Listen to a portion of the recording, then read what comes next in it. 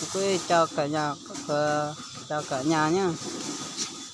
Hôm nay nhà cháu vật ngon chợ cả nhà đây, vật sắp hết rồi, còn tí thôi.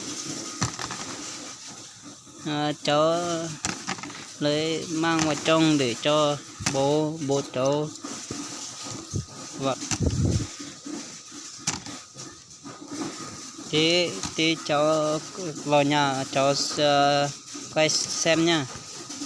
Ok. Đây nhá.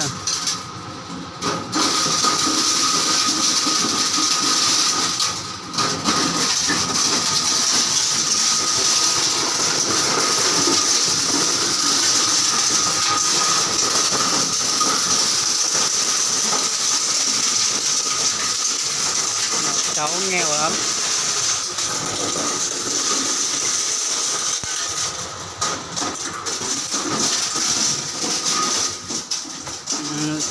Ra ngoài lấy ngô tiếp ạ cả nhà.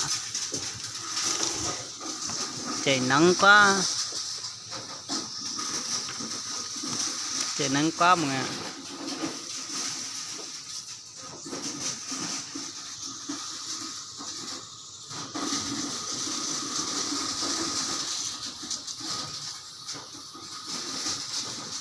Ok mọi người, ok mọi người.